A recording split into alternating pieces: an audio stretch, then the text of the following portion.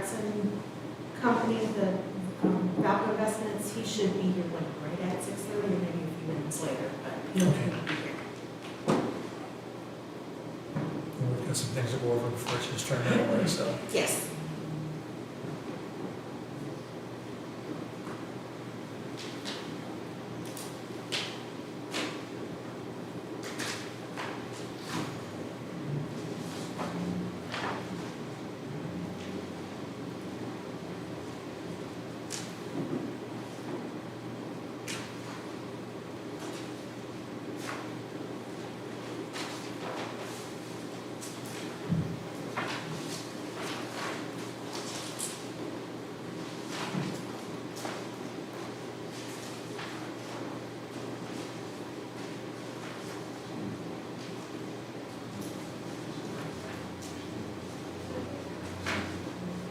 I have 6:30, Mr. Chairman.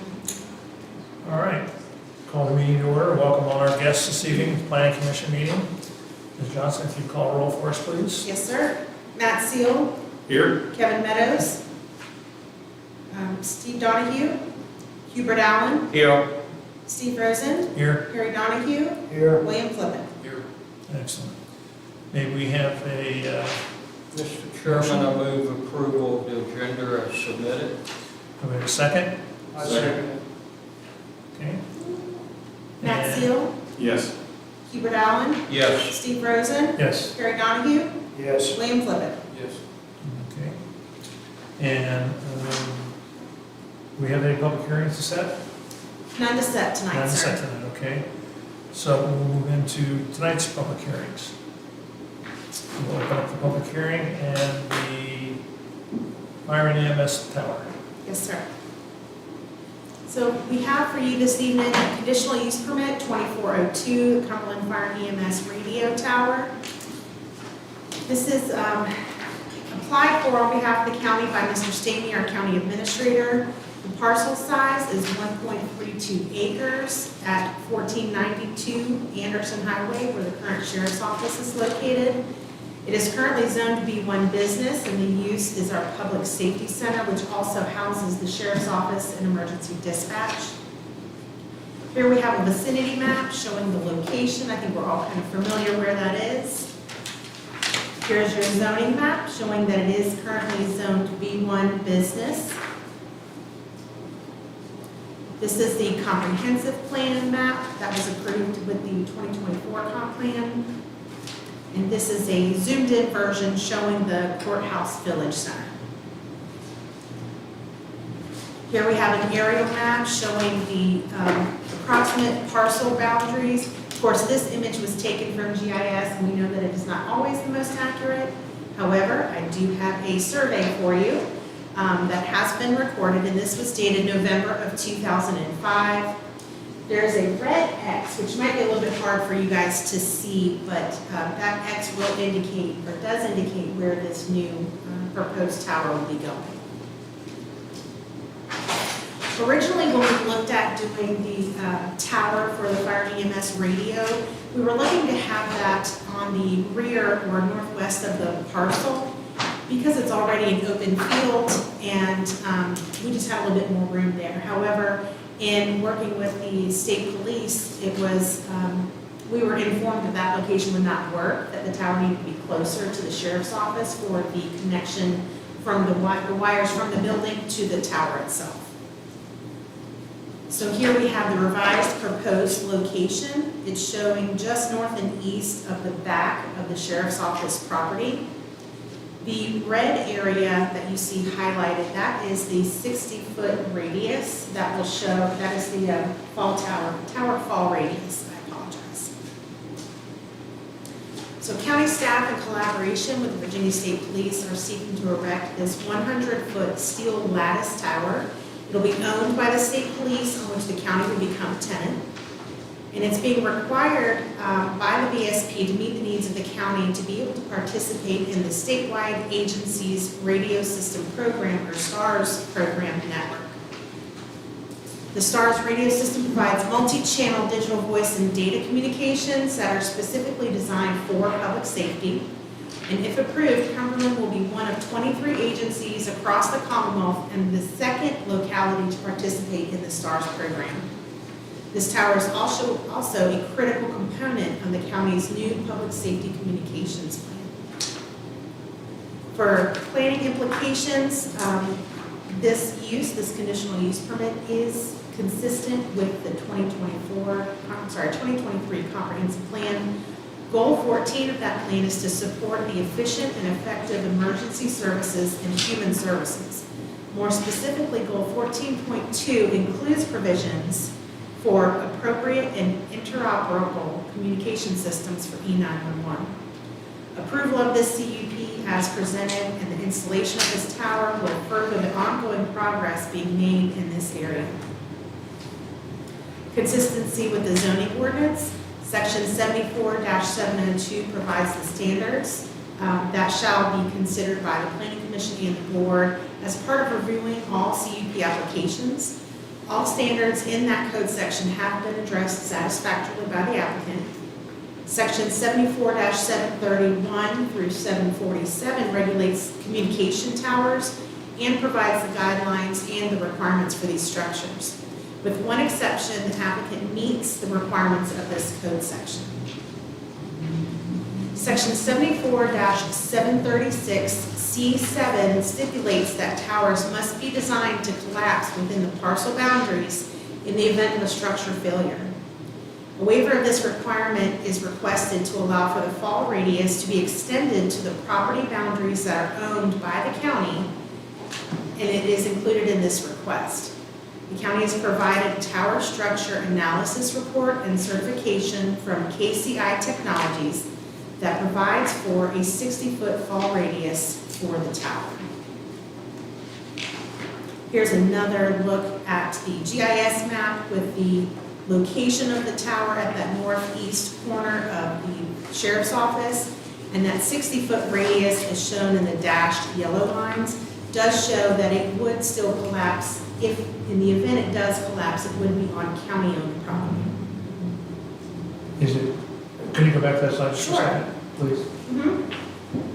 It's kind of hard to see I on see. here, but You have The like a triangle. circle there. yes, there's a dashed circle there, and that is the fall radius. The triangle is the tower. Yes, sir, that's the proposed tower location. And they're not, no one's concerned about it falling on a building, or even if it's a county building? That concern has been brought up, and I think that the needs of the EMS communication are, I don't want to say more important at this time, but that has been considered. I believe that it is designed to fall in 20-foot increments. Oh, it's collapsing. Correct, yes. Okay, So that is a possibility, but that has been discussed. okay. This next image you see here is a photo simulation of what the tower would look like if erected or when erected. This photo was taken at the intersection of the Country Store or Stop In, right next to, or the far, I guess, eastern driveway, right before you get to the pizza truck and where the barber shop is, so before you get to the Cumberland restaurant. This next photo simulation is kind of hard to see, but it's the same location that we've used for other proposed towers as well. And this is taken from the intersection of School Road and Anderson Highway. Notice of the public hearing was published in the Farmville Herald on August 6th and 13th. Adjoining property owners were sent notice for this hearing on July 30th. A notice was posted on the county's public hearings webpage and posted on the 3 bulletin boards in the administration building on July 30th. And Mr. Derek Staney, County Administrator, is here if there's questions that I'm unable to answer. Any questions? Is there any dead zones in the county where this will be affected? So this will help the entire county's system, communication system. But yes, there are dead zones in the county. Stephanie Hackett. Please. Answer that question. Yes. Sure. Good evening, Mr. Chairman, members of the commission. And as it relates to the dead zone, so to speak.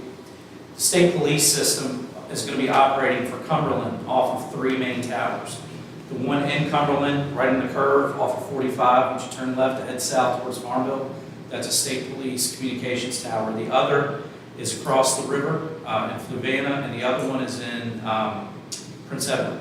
So you'll have those 3 primary towers which will service the STARS network. This tower, actually, the way it's going to be positioned, will have a direct line of sight to the main tower at State Police Headquarters in Midlothian. And that's one of the reasons this was selected. Number one, it has to be adjacent to our sheriff's office and the dispatch center, but it also has to have that line of sight to be able to connect and communicate and repeat off of the 3 towers that the state police operate off of, as well as the individual vehicles that will have the repeater systems as well. So at the end of the day, and right now we're operating off handhelds, and you're getting coverage that we've never had before. So I think once we have the system up and running, it's a 99.99% coverage rate is what we've seen on the state police maps.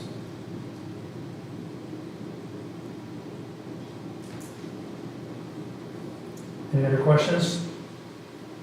Comments? Motion. Well, we actually need to open the public hearing, Oh, and then we'll have comments. okay.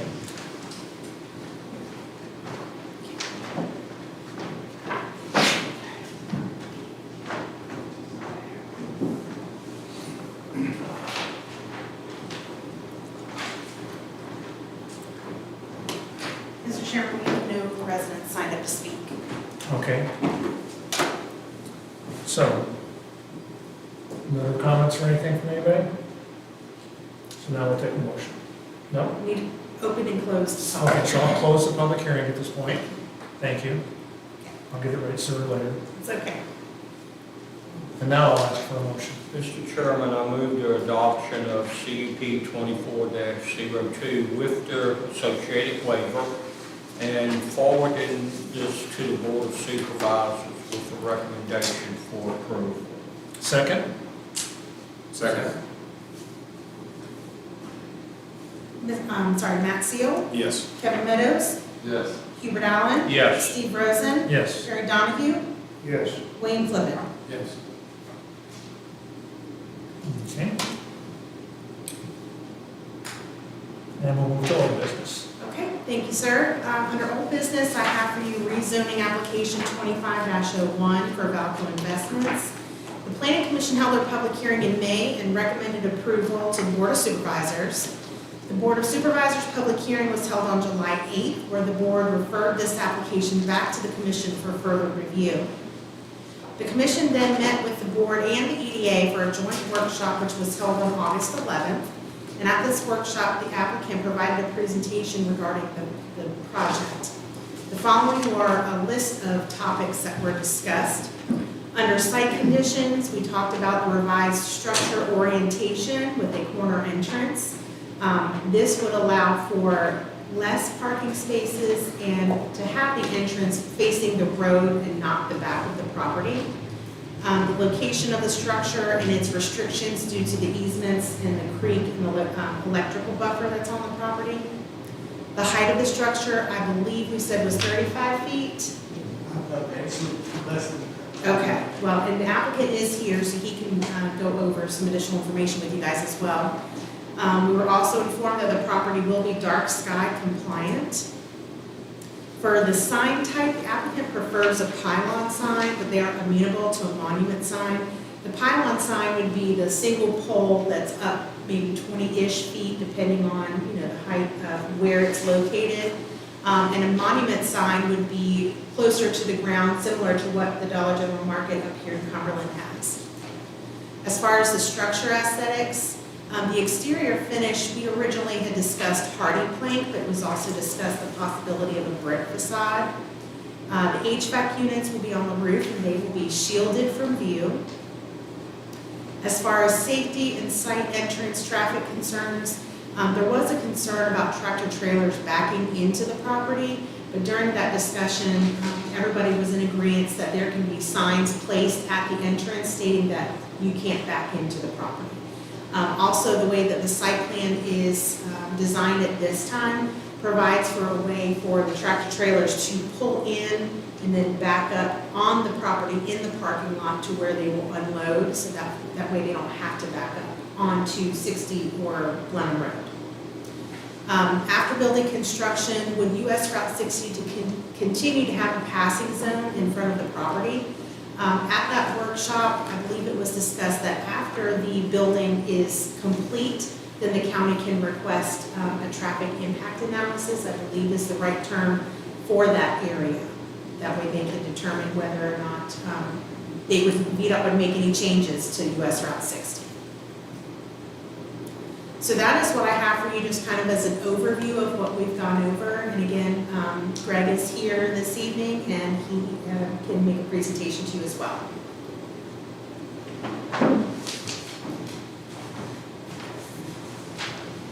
Good evening. Sorry I was a little late. Traffic and weather hit me, and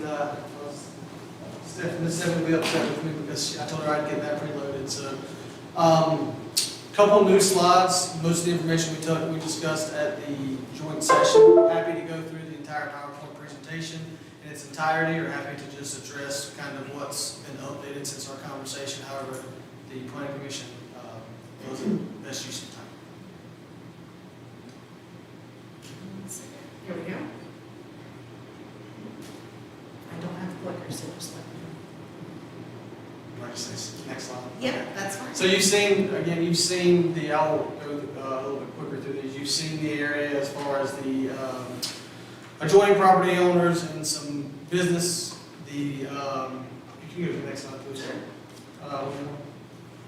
One more? Yes, ma'am. Oh, did my slide with the adjacent property owners go away? I don't see it. Okay, well, you've seen it before. It was in my last presentation. I don't know why I didn't make it to this one, but there's B1 across the street. There's actually industrial also across the street. There is residential to the left. We've talked about the wooded buffers and the creek that's going to maintain those buffers. So if there's any other questions about specific zoning, the current zoning, I'm happy to answer those. I don't know why that slide did not make it back in there. It's on page 65. 65 of your packet is the current zoning for that intersection. Next slide, please. Next slide. Yes, ma'am. So again, we went over this metrics in the last presentation of the joint session. Just access to groceries and shopping was a concern raised by Cumberland County citizens in their last land use survey in their home. Next slide, please. And again, also from the survey about release from tax burden, economic development, business attraction. But again, you've seen this, so I'll speak through that. Next slide. Last time, something that was new, and I'm forgetting the gentleman's name, he asked for an economic impact statement. I've requested that statement. I have not received it yet. I'm supposed to meet with the EDA, scheduled to meet with the EDA on the same day as our community meeting, but I haven't got that information back from Altair. I made the request Tuesday morning as soon as I got back in my office and didn't hear from them. I can tell you, I've copied and pasted their mission statement from their website, and really their mission statement is really more about local service and convenience. It has always been their mission statement, but I'm in the process of hopefully getting an economic impact statement from them. But I do not have that at this time. We discussed the Cumberland County Comprehensive Plan and how it's, even though the village centers are not directly defined, that it is borderlining in that area. Again, there was some discussion about when those would actually be nailed down, but as you can see in that circle, we're extremely close to one. Oh, there it was. There where that slide made it to. You got reshuffled. I apologize. And then these are all the other non-commercial, non-residential and commercial businesses related to that corridor. The star is obviously the location. This, for most of you who saw the work session, this is our adjusted site plan showing the truck route that Ms. Stephanie just mentioned about how the truck pulls in. All the turns are done on site. We also agreed to put a sign at the bottom right-hand corner saying no backing into the street would be allowed. I have a quick question. Yes, sir. Back up just one Oh, I apologize. Yes, sir. The diagram that we have in our packet shows what I think is an entrance in a different spot than this is the image we looked at originally and also at our workshop. The picture we have in our packet is a little bit different. Does it show, is it the original site plan that was submitted? Well, yeah, it's one, which one are we looking at? Because this shows the entrance to the store at a different location. That site plan should have been updated. This is the So site this is plan. the one, That okay. was the one we Excellent. also viewed at the. Want to make sure we're talking about the Yes, same sir. thing, okay? The one you're looking at might have a right out on Route 60, an entrance going out on Route 60, is that? Or is it the entrance closer to the? On page 62 of your packet is the site plan that I'm looking at, and that Yeah. shows the same, it's the same entrance location, it just does not show the truck routes. Does not show The truck routes? It's What showing, page are you looking it's at? the, right, yeah, then, yeah, about it's just a pulling diagram, in it's just the in layout. front of the store and then back and back. It's the same entrance way down. I'll show you so you can see. Yeah, if you don't mind, I'm sorry. So you know what we're talking about. Yes, sir. Yes, sir. You see, I'm assuming on this diagram, that's the entrance, or this diagram. So this was an original site plan before we got the feedback that you wanted the store turned. If you notice, that's the entrance here. Correct. So the biggest changes here is the entrance has now been to the corner, but really more the other entrances. If you see in your packet how the building is not, it's kind of not parallel to the setback line, it's not Yes. parallel to the road. Now it is. It was turned to be Turned. parallel to the road to get the entrance Okay. further facing. The Just road. want to make sure we're talking about the same thing. Yes. I apologize, we've been through so many iterations of it, I didn't know which one you were referring to. I'm sure I'll survive the crisis. Yeah, no worries. This is the architectural upgrades we were proposing. I know at the previous meeting, I forget the gentleman's name, he mentioned brick. And as we discussed then, brick, there's always budgetary concerns, right? And until I know what the geotech results are, you could absolutely do brick, but bricking all four sides would be a budget killer. So at this point, we were looking at, the original plan was to hardy three sides, to put hardy plank on three sides, and if you, the side, can you go back to the side plan, please? Mhm. Man, I'm using my fingers. Yeah. So the discussion was that short side, that long side, and that short side, which would be the sides visible from the road, would all be hardy planked in the diagram, and the back here would be metal panels. If you do prefer brick, that's an option. It would just. Hardy this side, the top side, and this side. Correct. So if brick was the look or the natural features or materials you would prefer, we could do either. We could brick the two road facing sides, and you'd have this side would stay metal panel, and then that side that would have the natural buffer. I'll go back to the. So we could brick those two sides, and natural panel would be about the same cost. It really just what look you prefer, as far as brick or hardy. You mentioned at the workshop that, maybe I misunderstood you, that the more brick we ask for, the less likely we are to be able to hide the equipment on the roof. So, yes, and it all depends on how visible those HVAC units are going to be. Right now, we have preliminary data stating of where the building is going to sit and where the road is. It falls, let's just call it 14 all the way across, but I don't know how high that brick parapet has to be yet. So what will end up happening is if we're approved for rezoning, we kick off geotech survey, all this, we'll get an actual shot of how the elevation of the road, and then we'll get an actual shot of where this building height's going to be. Based on that, we'll know how high we need to raise the parapet to block it from view. If you start stacking brick, if you can go to an elevation, I don't need to jump around, but I think the visual will help a little bit more. So can you, next slide? Next slide. Oh, go back there, I'm sorry. Back up. Okay. So what you're seeing now, obviously no HVACs can be seen, right? Right. If that road's elevated, the building's gonna have to get higher to block the view of the HVACs. Can you, next slide, I'll get to where, I'll make a point, I promise. Next slide. So this is the addition that was requested about the layout, the architectural layout, John Newman, I'm sorry, John Seal. Mr. Shield, That's his brother. oh, Matt, sorry about that. The architectural layout he requested, again, it's a prototypical layout for this store showing where the coolers are gonna go, where the produce goes, and how the aisles line up. Next slide, please. This is really what I was referring to. So this is our building elevation, and this is a standard, if you'll notice, these are hardy planks. I couldn't find one that had our prototypical hardy one across the side, but what I draw your attention to is 16. I don't know if you can see it. So 16, that little square that goes to the top. And I can point to it, maybe it's easier to point over here. Yeah. Right. Everyone see that number 16 and points to that square that's above that? The one above the Easy Market sign, there's a little bit of a square you can see. That's the HVAC unit. So this is currently a model that does not screen the HVACs. So we would have to raise all sides to screen that HVAC. But how high I need to raise that side, I'm not gonna know until I know the building height. And I'm not gonna know that until I can get survey out there to see exactly what the road elevation drop is. So you're open to raising that as high as necessary to hide all the equipment on the roof? We are absolutely open to screening the HVACs, but it's realistic. Again, that's why for this site, knowing the road elevation changes, that's why we proposed the Hardy, because we can raise that Hardy substantially more and higher.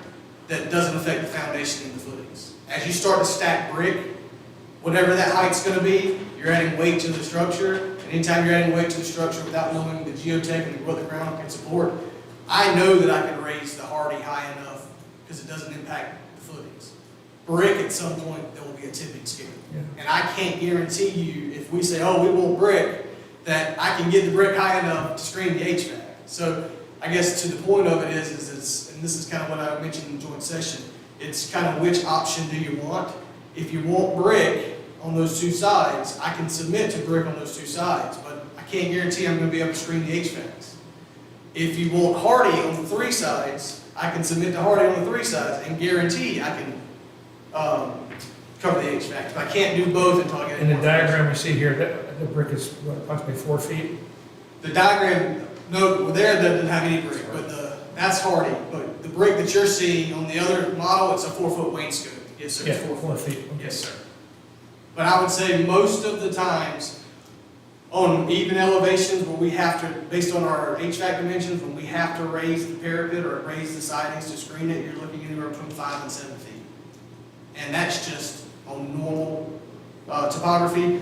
This with a raised road and more of a drop off, it's probably going to be more than that. It's probably gonna be what? More than that to adequately screen it, because you can screen it. I can add 7 feet to where if you're standing in front of the store, you don't see it. But as soon as you go up that road, if you're driving by, it's going to be staring you in the face. But again, I don't know those dimensions until I can actually get finest finished floor elevation for a survey and know exactly where I can put that store. I don't know if that answers your question as far as the HVAC and I know we were talking about architectural, but it's all very. I don't know if there is an answer to the question, but you did address it, and I appreciate it. Yes, sir. It's all very, once you make one change, they all kind of affect each other. So again, I understand that. I do my best not to make promises that I don't know that I can keep it. So if you want to go back to the architectural.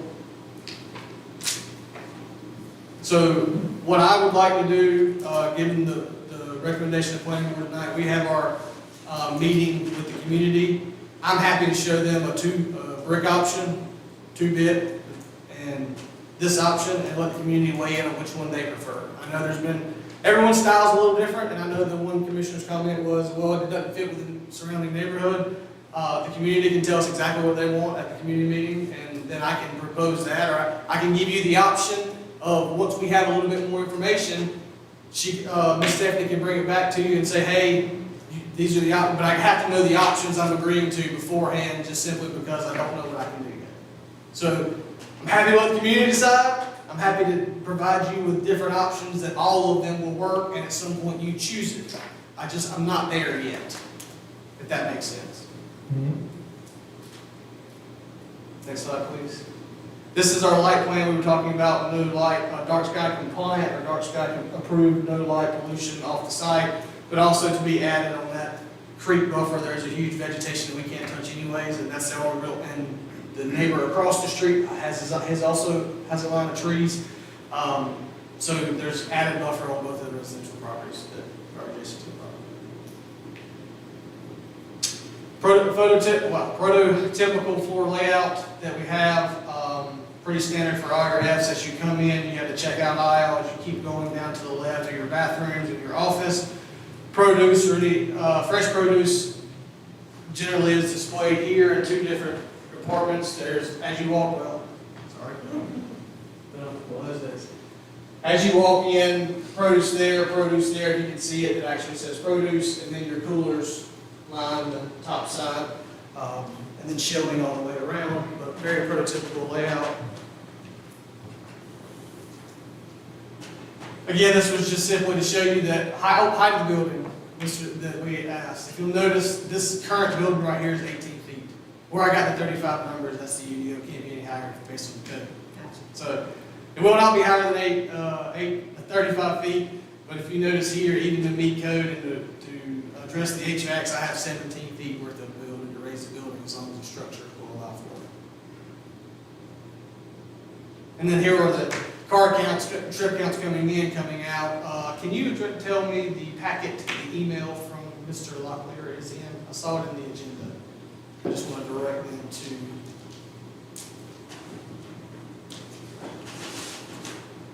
Page 69 of the packet. So if you would refer to 69 of the packet, VDOT, basically, is it Brian? Yeah, Mr. Locker, and I've had a conversation with him. Since we're not entering off that Highway 60, that intersection is not required to be considered in our analysis. We're happy to submit to that. There's been a lot of discussion about traffic and that, so we're happy to have our engineers use that intersection as long as our entrance in our analysis. How that works is our civil engineer will do an analysis on the intersection, they'll do an analysis on our entrance. It all gets submitted to VDOT as one packet for them to review. So we're happy to submit to that entrance. If you notice the recommendation he puts at the bottom states, and if you don't want to read it out loud or if they can read it themselves, it states that's what he recommends. So we're happy to submit that as a proper condition to help ease or address any traffic concerns. I will tell you that VDOT is in the nature of their manual of erring on the safe side, and whatever they require, after they get all this information, if they require road work, we don't have an option. It's not a negotiable thing. They have all the cards there. The only difference here is that we're not required to include that intersection, but since it's been brought up multiple times, we're happy to include it in our analysis. And these were just our peak counts showing that the total number of cars per hour never gets over 34 even at peak, and that's over across the entire hour, so the parking of 30 would be ample parking to support the customers. And then this is just the last time we were here, and the result of the last time we were here. There's some things that didn't make it in there. Mr. Steele, I believe that you asked a question about number of delivery trucks per day. It's between 1 and 2. No, that's not the answer you're looking for. It's between 1 and 2 depending on their schedule. Obviously, my understanding, because I've never been asked to dial in exactly how many trucks have been delivered, is once the store is open, they have a routine where they're doing once a week and then they adjust. Now, I'm not the operator, so if that adjustment comes too soon or too later, I can't make any promises on how they adjust. But the information I have is between 1 to 2 deliveries a week for the pros. And there was also discussion about a smaller truck size. They have smaller trucks that can decrease the concerns of it navigating in its actual space. But with smaller truck size, come more deliveries because obviously you have more to deliver with a smaller truck. The last thing is about sign. Stephanie mentioned about pylon to monument. Dollar General has multiple options. Not to overstep, but until we know the height of the road and the height of where we can put that sign, deciding on a monument to pylon right now would be counterproductive in my opinion. If you want to proffer the sign to make sure it meets your general requirements, I would suggest an amount of feet above the road it cannot exceed. So you wouldn't want to work a range, because if you say pylon sign right now, and we go out there and we go to put our pylon sign in, and where it's at, you can't see it because of the height that you wanted, or a monument, sorry, you wanted a monument, then it's already been proffered as a condition, and I can't change that. So if you're going to proffer a sign condition because of what you want, I would say make it a height requirement and a size requirement, and not a pylon to monument. But we can accommodate all. Obviously, the client, Dollar General, would want the biggest sign and the highest sign, but we also understand that the county might have other preferences. This may be a tough one because I know you're the builder, not the operator, but not taking into consideration Dollar General's trucks, how many other deliveries are there in an approximate week of trucks? I'd be guessing. I can tell you, and I don't know that this is an adequate answer, I can tell you that generally those delivery trucks, whether it be our smaller vendors, so they're usually in more van styles and not your big semi-trucks. Again, I'm not saying that's fact, I'm saying what I'm being told. So, but I don't have the estimated number of the smaller vendors that deliver there. All I have is the information about it. And I'm sure that's also driven by sales and that's use and schedule and what products are popular in that market and what are not. I So, would imagine a lot of the product is serviced out of vans and everything, not necessarily big trucks. yes, sir. I would hope and think that the only big trucks that come in are Dollar General's trucks. And that's the only information I have. Yeah. Like I said, most of the other ones, I haven't told vans, but I'm not there when they deliver, so I can't guarantee which trucks are coming in there. I will tell you that the truck size, whether you restrict one truck or the other vendor's trucks, all of the trucks will be restricted to that same size. That's the only way for myself to be able to tell you exactly what size trucks are coming in here, is a size requirement. Any other questions? Yeah, okay. Mr. Chairman, I just wanted to let you guys know, I just looked up the sign ordinance for the B1 zoning district, and it does state that one or more freestanding signs, the total square footage shall not exceed 60 square feet in sign area, and the height limit is 35 feet. But that would be from the ground, so 35 feet from the roadway. Just for your information. I've got a question, I think more curiosity, and about the produce and all. You couldn't tell a whole lot by the screen. Any idea as far as percent of sales or anything within markets? You're concerned about availability of produce and all. I don't have, the market is relatively new. I'm sure they have some type of data. I'm not privy to that data as far as what percentage of the sales come from their organics or produce. I will say that they created a store just to offer that, so there's obviously a need for that to exist, but as far as percentage of sales, I don't have that information. So you said they created this store for that, for produce, correct? The market prototype was designed to have a produce option. Okay, and so is the one in the courthouse not a market? I'm asking anybody. Poorhouse Road down on Right here. 60. Right Right. there. And that's a DG market too. Okay, so they're, answer my question.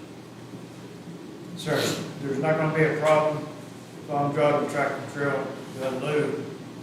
You come in with a smaller truck or whatever you have, where are you gonna park at? So as far as a customer, or as far as two deliveries at the same time? What's that? Are you asking in the span of during a customer or two, like someone Dollar General truck in there and then another? Yeah, I got the tractor trailer for Dollar General. You got the truck for produce. Where, are you gonna unload where I'm unloading? Or where are you gonna unload at? Where's the second vehicle gonna stay? So that they have it scheduled so there were two, because of the parking spaces, so the two vehicles should not be there at the same time. But to answer your question, I don't have that answer. That hypothetical, if two trucks are getting there, I would say in general terms, one would wait for the other one to get done. But again, that would be all anecdotal. It's gonna be a place where they can park, Well, another location. I think the concern is not having that second vehicle out, sitting in the street waiting. That's what you're getting at. Well, most of Yeah. your trucks are going to be unloaded at a delivery entrance. They're not going to be working the store through the front door, Yeah, right. parking in front. They're going to be parked in a designated, I'm sure delivery area. Plenty I would of say- area there, there's plenty of area there for them to back up. I mean, I think there's plenty of room in the parking. I don't know if this is an accurate assessment, and I'm not a truck driver, but I would say, if it were me, this is the way the truck route's supposed to work. If there's a truck there, then this gentleman pulls up, slides over closer to the loading dock, and then the other gentleman comes in, and there's now two trucks that block it. The dumpster's temporarily blocked at that time. That would be my best assessment, but that's a guess. You ever been asked that question? Creating a challenge, but you're asking a tractor trailer driver, why I say. And I say that because I got 50 years experience. Okay, comments, questions? If a tractor trailer is trying to get in there and there's a full parking lot or whatever in the store where that route for the truck to have to back up the loading area, which takes them through the entire parking lot. If they were to continue to go down Glen Road, where would they be? What other option would they have if they couldn't get turned in there? Because once you go out of the span of that map there, once you go on another You say- 170 yard down Glen Road, it's like a sharp turn. I mean, it's where we're trying to, Yeah, I would say that, to answer your first question, that truck route is designed to where even if that parking lot is full, it still works. So, again, in theory, that's how it's designed, that's why none of the spaces are encroached on. The second one I would say is, again, anecdotally speaking for a truck driver, if they go in and they're not comfortable getting in, then my estimation would be was they would, the roads connect, and I'm blanking on the road name, but they would drive down, circle around, and give it a second spin around when they had the opportunity. I can't speak for what a truck driver would not do it. no, I was just in general curiosity, because I don't know how far or where they would go down Glen Road. Or would they just end up sitting in the middle of the road, or backing in there, because it's like, obviously, they're gonna try to back into that out of Glen Road, instead of going through that parking lot. Like Mr. Meadows said, does the Dollar General that's right here in the courthouse not have a tractor trailer traffic entry plan? 'Cause they end up having to back in off Route 60 every time too. So, I mean, did the Dollar Store just start including? No, I don't know when that market was developed, but one of these plans was submitted to VDOT when it was. This is a requirement for VDOT. And VDOT will analyze this and raise those questions. Then, if there are concerns, they will ask for one of two things. They will ask for further investigation, which we will be required to do, or they will ask for road improvements, which we will be required to do to the store there. So then, like, the lead on to that would be, for you as the site plan and developer and all that, does Dollar General, I may have misunderstood what you said, but does the dollar store, you were saying that there was a smaller truck that was available, like, would they do that? And then how many options and design, how much leeway would that give you to not have to be restricted by an 18-wheeler tractor trailer, no movement being pulled in and out of there, as far as, like you said, once the site is cleared and Sure. you do all the earthworks and everything, how much more freedom as a developer would that give you not being restricted by having to leave room for an 18-wheeler? So, well, I'll answer your last question first, and I'll track back to the other one. As far as space of how it's designed, the parking spots are gonna convey that. I guess it's laid out pretty typically, so even if we do the smaller truck, that layout will be the exact same. Now, those corners will pinch in a little bit, the actual route will be more concise, but the layout will be the exact same, just to make room for the width of the truck and the parking spots. Yeah, because there's a variance in there for the spots per square footage. So if the dollar store is amenable, if that's the right word, to making a smaller truck, make the deliveries, and if they had to make more deliveries with a smaller truck, but it's kind of 6 of one, half dozen of the other, but would it give you more freedom to be restricted to the truck size as far as either getting more parking spots for customers or for design leeway? I guess once you get to the site, and if there's a big soft spot or sinkhole there and you can't, the ground doesn't support the weight, or, I mean, down the road, would it be better beneficial to you as a developer to have not that restriction of having to make room for the 18 to get back to that? Does that make sense? I don't- So you're saying going from 18-wheelers to a box truck? Which is what I understand you saying, that the Dollar General store will do smaller deliveries on more. So they have two model trucks. They're based on widths, and sir, you might be able to, 67, so I'm not a truck expert, but one of them is a 67 W or something 67. The other one is a smaller truck. Direct dimensions, I don't know this off the top of my head, I apologize, but there is a smaller truck option, which Dollar General does approve those all the time. So that's something, but again, when you get into smaller trucks, what you get into is more deliveries. So kind of going back to the whole architectural, and I'm not speaking in absolutes here, but it is not uncommon for smaller sites or tighter sites like this one, for people to have truck concerns, and Dollar General will agree to use the smaller truck. How that generally comes about, however, is they need a recommendation from VDOT. Because VDOT is the one that's saying, hey, this 67 truck's not gonna work, you're gonna have to go to a smaller truck and make it work. At that point, we send it to Dollar General and say, hey, the site's not gonna work with a bigger truck, do you submit to the smaller truck for this site? And then they say yes or no. So we don't generally, and I will tell you that by that time, the truck size, we're so far down the road, the truck size is less important to them. But it's not something I'm gonna know until VDOT makes that formal recommendation. Obviously, as a developer, my job is to, as long as VDOT says it's safe, is to get the biggest truck in there because it helps with produce, and well, not produce, but with deliveries. But if that seemed to be, the county sees it a different way, yes, there are options for a smaller truck.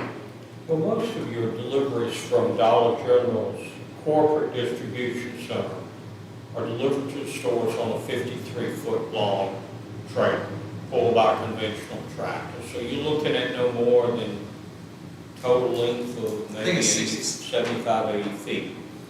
Your perishable deliveries, your bread, your milk, your produce and all, they're going to be on just a straight box truck or van.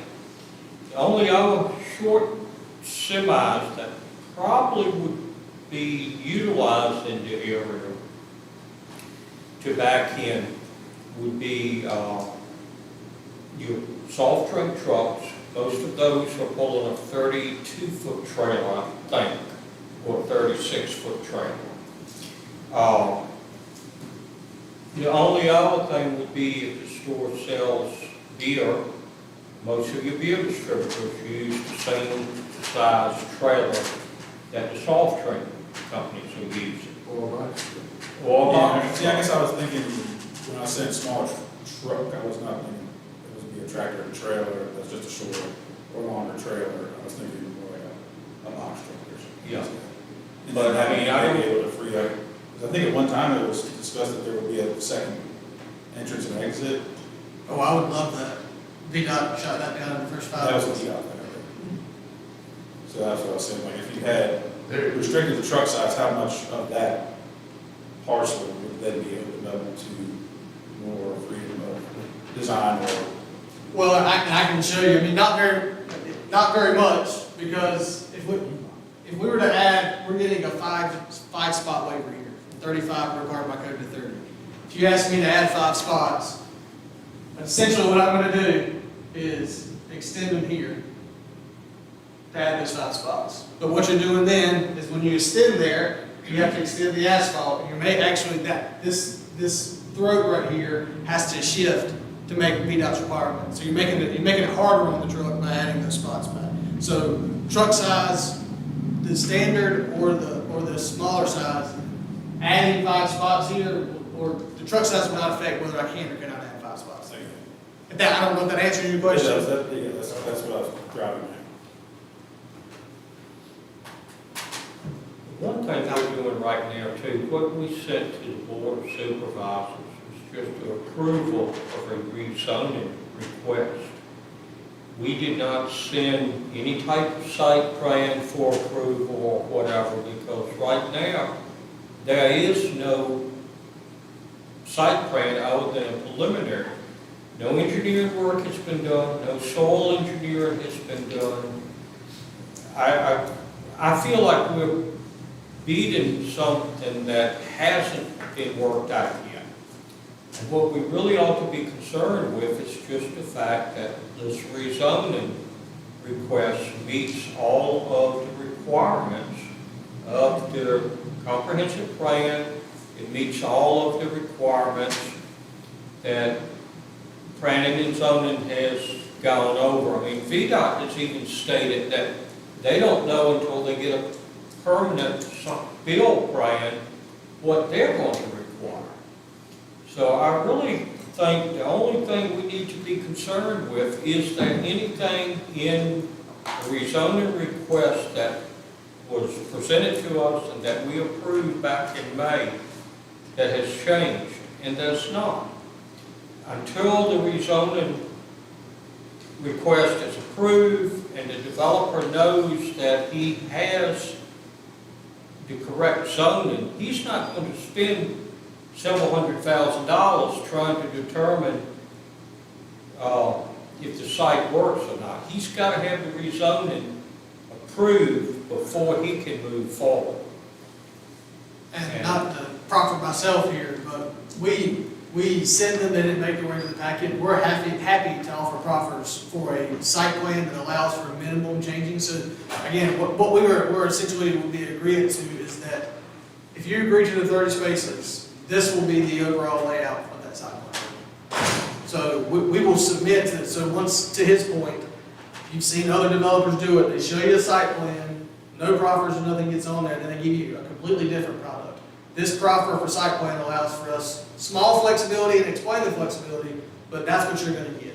And then we're also willing to do architectural upgrades, because I know the board, I know that the commissioners, it's been discussed now at the work session, so we're happy to submit to proffers based on architectural upgrades. But again, for me, not knowing what I can and can't do, there would need to be options of, it'll look like this, it'll look like this, it'll look like this, and if you want, this is option 1, option 2, option 3, and if I can't come up with option 1, submit a formal request or a formal email to this board that you can review telling you why I could not come up with option 1. Did you say, though, that when you're choosing option 1, option 2, option 3, you don't want to make that decision until you have your public meeting?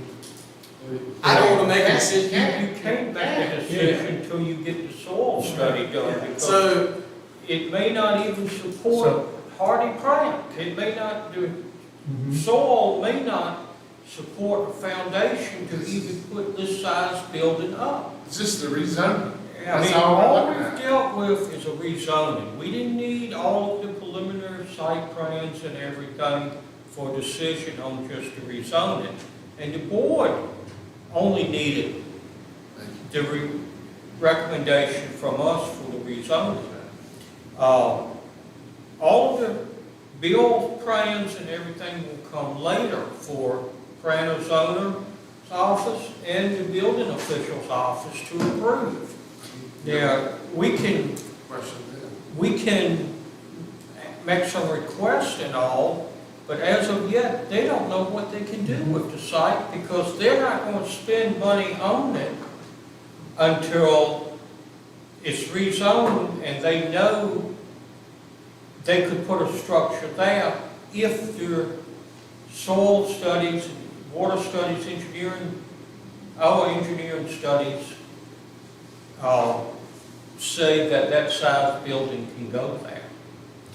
Based upon that, Mr. Chairman, I move that we submit REZ 25-01 back to the Board of Supervisors with the understanding that we're only submitting a rezoning application to them and asking that they approve the rezoning, giving Valco Investments the authority to proceed. Second.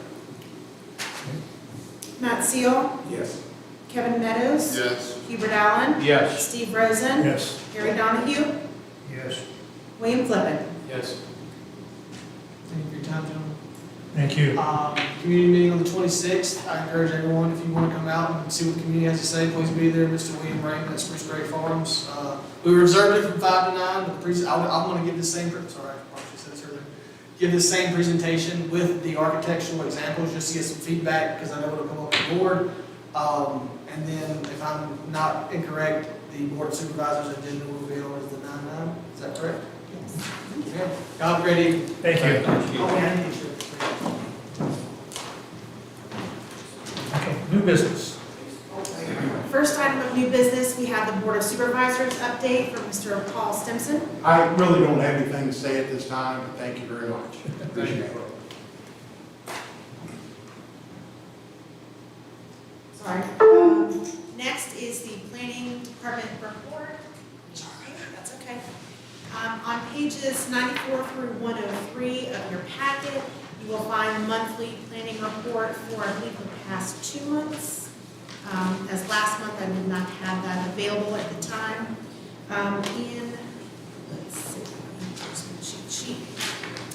For the month of June, the department issued a total of 30 permits. 17 of those were for new homes. We approved 3 subdivisions and 4 surveys of existing lots. And in July, we approved a total of 18 permits, 13 of those which were new homes. 2 subdivisions were approved and 2 surveys of existing lots. I can answer any questions if you guys have.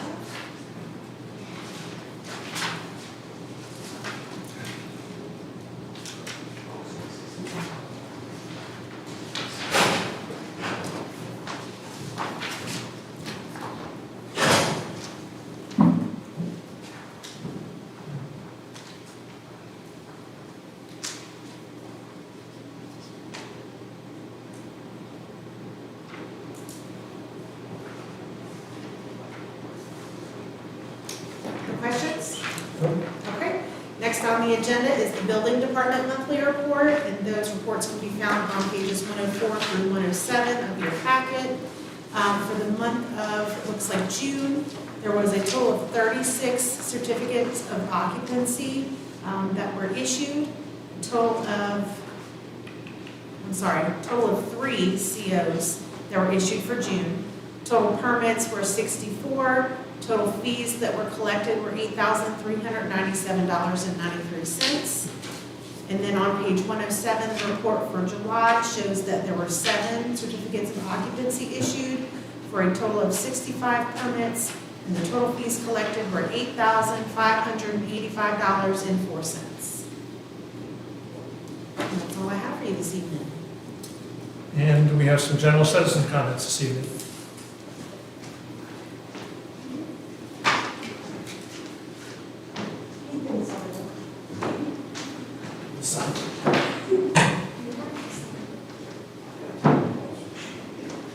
Miss Betty Myers is the, Okay.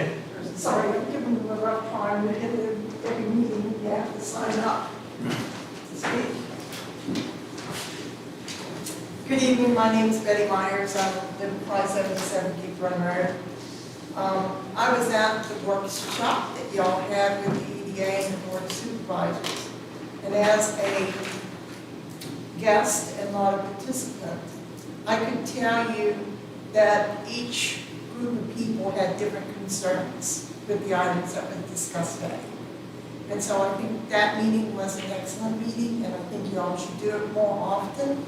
Another suggestion would be that whenever you're looking at a business coming in, you could possibly change your rules a little bit and send it to the EDA for their input before you all decide anything. Because all 3 groups that were at the workshop the other night has the comprehensive plan that you need to be looking at and following. I appreciate that. Thank you. Thank you very much. Any general commissioner comments? Oh, I'm sorry. I'm not a citizen, but I do work here, Derek Stanley, County Administrator, 1 Courthouse Circle, Cumberland, Virginia. I do spend a lot of time here, though. What I wanted to hand out to you all, and I'm going to send a hard copy as well, is after these workshops, we've been going through, Stephanie, I think I sent you one. And just so that we stay on track with everything that we have going on, we've synthesized some of the feedback from the workshops. I just wanted to keep everybody informed. I would probably be here every other month to update this. Mr. Stimson, I'm going to give you one as well. And I just wanted to run through this. It's an updated one. I sent one to the board last night. Had some chance to sleep on it, review some things in the office today. But the colors on the flow chart mean nothing. It's just to differentiate the amount of time that will probably need to be dedicated to each of these items. So I wanted to give you an update. We have updated the job description for a full-time permit technician for the county, and I am going to be proposing to the board a job description, pay range, et cetera, and hopefully a funding mechanism as well in the next, I would say, probably week or 2. Benchmarking our planning and zoning fees, Stephanie has gone through and done a great job with that. I can send that out to the planning commission, but we're not recommending any changes at this time. We are working on streamlining our processes and our customer service. That includes improving our website usability. We want to get to a 2 to 3 click maximum where you can go onto the website. It only takes 2 or 3 clicks to get to the information that you're looking for. We have an electronic kiosk for the lobby that we've had for a while. We purchased that with ARPA funds, and I'm going to work with Daniel to get that up and running. We've got meetings with IGIS to improve our communication and status updates through our permitting software. So we're going to be working over that over the next 6 months as well. We've identified areas for process improvements, such as plat approvals. Actually, I didn't know if you knew this, I can approve certain items related to plats as the county administrator. Actually, Stephanie's been given by our code the ability to delegate that, and myself and Robbie Phelps have been trained and actually been approving plats here over the last, well, I know he's been approving them for a while, but I approved 2 today. It's neat experience and something I'm going to continue to do to try to take some of the pressure off Stephanie. We are benchmarking our code from neighboring jurisdiction. I've already started going through Amherst, Goochland, and Powhatan to see how we can evaluate our subdivision ordinance, because I know that's been part of the conversation here at our joint work sessions. County administrators, that's a duplicate. But potential code amendments and workshop discussion, and then the special projects, those are really the meat and potatoes of what we talked about at the workshop. Is my 3 minutes up? Can I request a couple more? Mr. Chairman, can he request a couple more minutes to finish his comments? I think we can squeeze it in. Okay, I'll go quick. Subdivision ordinance review, we've already talked about that. Erosion sediment ordinance update, mixed use code language, minimum lot size evaluation, small area plans, capital impact model, partnership with VCU, and the BOOM study, which is a building opportunities on Main Street study that we're working on with CRC. So these are all some of the items that we've talked about at our workshops that we wanted to accomplish, and other general updates outside our normal activity and operations that are going on between county administration and planning and zoning. So I'll be providing updates in the future on these as we move forward. Thank you. Yep. Thank you very much. All right. General Commissioner's comments.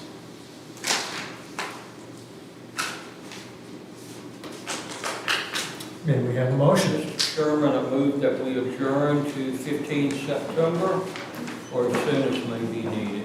Second? Second. Matt Seal, Yes. Kevin Meadows, Yes. Hubert Allen, Yes. Steve Rosen, Yes. Gary Donahue, Yes. William Flippin. Yes. Thank you very much.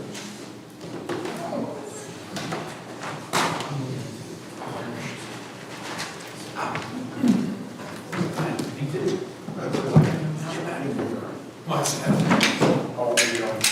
So, Come on. You like that? What do you do? send it back. Shoreline going for